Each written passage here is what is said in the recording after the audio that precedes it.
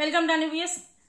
Big Boss season 8 2.0 launching అద్దరిపోయింది. ఒక్కొక్క contestants వాళ్ళ ఎంట్రీలు కానీ వాళ్ళకి వచ్చిన మెసేజెస్ కానీ సూపర్ అంటే సూపర్.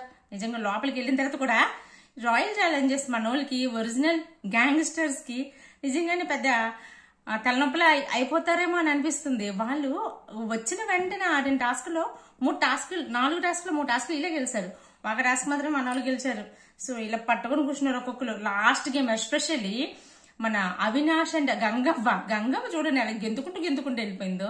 సో అది ఆడినప్పుడు యాక్చువల్ అక్కడ అవినాష్ పొడవు ఉన్నాడు, గంగవ్వ పొట్టుకుంది. దాన్ని బ్యాలెన్స్ చేసుకుంటూ కూడా బాల్ ఆడారు చూడండి. ఇక్కడ సీత విష్ణుప్రియ ఈక్వల్ హైట్ లో ఉన్నా సరే బాల్ ని బ్యాలెన్స్ అయ్యేలా ఓడిపోయారు. సో కొంచెం డిఫరెన్స్ అంటే కూడా కాదు, 2-3 బాల్ డిఫరెన్స్ లో ఓడిపోయారు. మొత్తం ఒక్కొక్కరు ఇలా తల పట్టుకుని కూర్చున్నారు. సో అది మంచి ఛాలెంజ్ ఇవ్వడానికి వచ్చారు. అలాగే ఒక్కొక్కరు ఎంట్రన్స్ కానీ ఏవిలు కానీ అందరూ కూడా చాలా చాలా బాగున్నాయి. మన ఫస్ట్ ఎవరు వచ్చారు? హరితేజ గురించి చెప్పాలంటే మనకి సీజన్ 1 లో మనకి good morning first morning song వేస్తారు కదా, ఆ సాంగ్ కి డాన్స్ స్టార్ట్ చేసిందే హరితేజ. అక్కడి నుంచి ఆమె స్టార్ట్ చేసింది ఒక ట్రెడిషనల్ సంప్రదాయం లాగా. ఇప్పటికి కూడా సీజన్ 8 వరకు అదే స్విమ్మింగ్ పూల్ దగ్గరకు వచ్చి డాన్స్ చేయడం అలా అలవాటు అయిపోయింది, అలా ఆనవాయితీగా అయిపోయింది వాళ్ళందరికీ.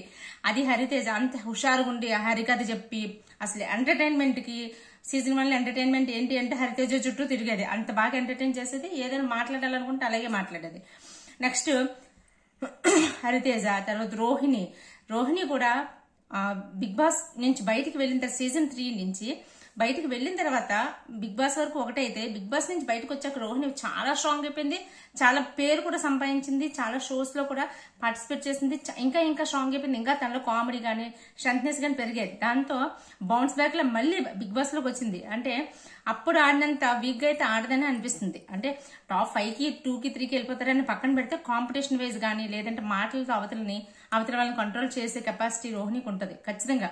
అంత స్ట్రాంగ్ గానే అయ్యి వచ్చింది. తర్వాత మనకి ఫస్ట్ హరితేజ, తర్వాత మన తేజ గురించి తెలిసిందే. సీజన్ 7లోనే వెళ్ళాడు. మాంత్రికుడు, తర్వాత బుర్ర కొంచెం వాళ్ళు ఉపయోగించి కొంచెం తెలివైనాడు. బాగా తెలివైనాడు. సో లాస్ట్ టైం కూడా చిన్న మిస్టేక్స్ చేయడం వల్ల ఒకరికి నామినేషన్ చేయడం వల్ల అలాగే తిరిగి నామినేషన్ చేయడం వల్ల బయటకు వెళ్ళిపోయాడు. కానీ లేదు అంటే one of the top contestant అవ్వాల్సింది తేజ. అలాంటి తేజ.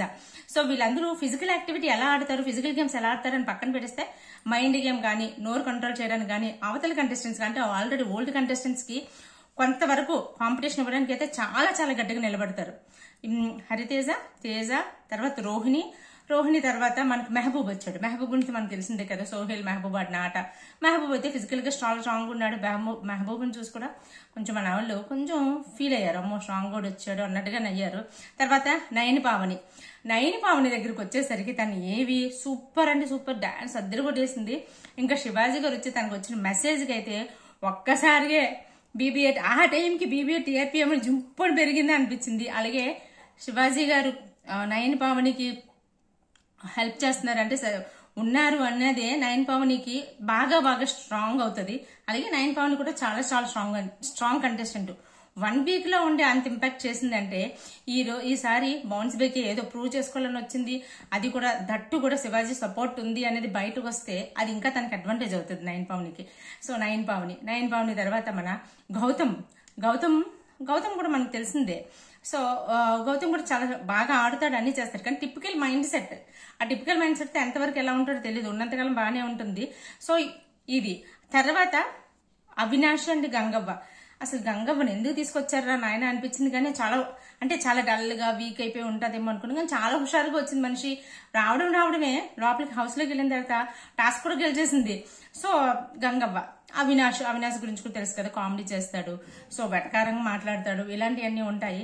సో మన వాళ్ళకైతే అంటే ప్రతి ఇప్పుడున్న ప్రస్తుతానికి ఉన్న హౌస్ లో ఉన్న కంటెస్టెంట్స్ అంటే లైక్ సీత గాని యష్మి గాని, సో వీళ్ళు విష్ణుప్రియ వీళ్ళు ఏంటంటే చిన్న విషయానికి ఫీల్ అయిపోయి పెద్ద రాద్ధాంతం చేసి పెద్ద సీన్ చేస్తారు వీళ్ళందరూ. సో మణికంఠ గాని వీళ్ళందరూ. సో వీళ్ళకి సరైన వాళ్ళంటే ఫిజికల్ టాస్క్ పక్కన పెట్టేస్తే ముందు వాళ్ళని నోట్తో కంట్రోల్ చేయడానికి కానీ వాళ్ళని మాటలు వేయడానికి కానీ మెంటల్ గా కొంచెం ఇచ్చేసి డిప్రెషన్ చేయడానికి వీళ్ళ మాటలు అయితే కరెక్ట్ గా సరిపోతాయి. కొంతకాలం వరకు వాళ్ళకి అయితే సరైన కంటెంట్ వస్తుంది అనుకుంటున్నాను. ప్రస్తుతానికి వచ్చిన వాళ్ళల్లో మనం అనుకున్నట్టుగానే ముందు నుంచి అనుకుంటున్నట్టుగానే 9 పవన్ అయితే కొంచెం స్ట్రాంగ్ గా కనిపిస్తుంది. ఆ తర్వాత కాస్త కోస్త మెహబూబు వెళ్తాడని అనుకుంటున్నా. కొంచెం కాంపిటీషన్, టఫ్ కాంపిటీషన్ ఇస్తాడు. సో గౌతమ్ మైండ్ సెట్ మార్చుకొని ఉండి ఉన్నట్లయితే మాత్రం గౌతమ్ కూడా వెళ్తాడు వీళ్ళ దగ్గర నుంచి. సో మన బోల్డ్ కంటెస్టెంట్స్ తెలిసిందే కదా, వీళ్ళ దగ్గర నుంచి ఫైట్ చేసి ముందుకు వెళ్ళగలిగితేనే అసలైన సత్తా బయటకు వస్తుంది. ఎందుకంటే ఇప్పటి వరకు వీళ్ళ ఆడుకున్నారు. సో వీళ్ళలోనే హీరోలు అనుకున్నారు. కానీ ఇప్పుడు అవతల మనకి ఓల్డ్ కంటెస్టెంట్స్ లోని ఒక నబీల్ గానీ, నిఖిల్ గానీ, పృథ్వీ గానీ ఫిజికల్ గా చాలా స్ట్రాంగ్ గా ఉన్నారు, చాలా బాగా ఆడుతున్నారు అని అనుకుంటున్నాం. ఇప్పుడు ఇటు నుంచి మనకి ప్లాన్స్ వేయడానికి టేస్టీ తేజ, తర్వాత ఎవరు గౌతమ్, డాక్టర్ గౌతమ్, ఇంకా మెహబూబ్, వీళ్ళు ఫిజికల్ గా ప్లాన్ వేయడానికి ఇలా వచ్చిన వాళ్ళు. వీళ్ళకి కాంపిటీషన్ ఇచ్చి వీళ్ళ నుంచి గెలిస్తే అసలైన సత్తా ఏంటి, అసలైన ఆట తీరేంటి, అసలైన ఆటగాళ్ళు ఎవరు ఇప్పుడు బయటకు వస్తుంది. ఇప్పుడు అసలైన ఆట బయటకు వస్తుంది. సో ఇది అంటే వచ్చిన వాళ్ళందరూ తోపులా రాయల్ ఛాలెంజర్స్ నుంచి తోపులు కాదు, కానీ అవతల వాళ్ళని కంట్రోల్ చేసి అవతల వాళ్ళ నుంచి ఎంతో కొంత ఎలాంటి సత్తా ఉంది అనేది బయటకు తీసుకొస్తారు. సో దీన్ని తట్టుకొని ఎలా నిల్చుంటున్నారు అనేది వస్తుంది. ఇక్కడ నుంచి పోయిన వాళ్ళు ఇందులోంచి కూడా చాలా రుచున్నారు. కానీ బట్ ఓకే, అందరూ ముద్దుపై బయటకు వచ్చారు, ముద్దులు వచ్చినట్టు అనిపిస్తున్నారు వీళ్ళందరినీ చూస్తుంటే. సో అది అయితే వీళ్ళు రేపటి నుంచి అయితే వీళ్ళ మధ్యలో వాళ్ళ మధ్యలో మళ్ళీ బాండింగ్, కలవడాలు, కలుసుకోవడాలు, పాలిటిక్స్ రకరకాలుగా ఉంటది. రేపటి నుంచి మళ్ళీ ఫుల్ ఇంట్రెస్టింగ్ గా ఉంటది. మొత్తానికైతే బిగ్ బాస్ సీజన్ 8ని ఫ్లాప్ చేయకుండా ఏదో ఒక రకంగా హిట్ చేసి మాత్రం బయటకు రావాలని బిగ్ బాస్ టీం, నాగార్జున గారు అందరు కలిసికట్టుగా ప్లాన్ చేశారు. ఈ రోజు ఊపైతే అలాగే వచ్చింది. సీజన్ 8 ఇంకా మంచి రోజులు వచ్చాయని అనిపించింది. దీన్ని ఇలాగే కంటిన్యూ చేసి వచ్చిన కంటెస్టెంట్స్ దాన్ని ఆ మూమెంట్ ని తీసుకెళ్తే మాత్రం ఖచ్చితంగా సక్సెస్ అవుతుంది. లేదు అంటే మళ్ళీ నీరసం, మళ్ళీ అదే మామూలు, ఇంకేం చేసినా సరే ఇంకా అవ్వదు. సో ఇది ఈ రోజు నాకు అనిపించింది, నా అభిప్రాయం. అలాగే మీ అభిప్రాయం ఏంటో కామెంట్ చేసి చెప్పండి. ఒకవేళ వీడియో మీకు నచ్చినట్లయితే లైక్ చేసి షేర్ చేయండి. ఇప్పటివరకు ఛానల్ సబ్స్క్రైబ్ చేసుకోకపోతే please subscribe my channel. Take care, bye.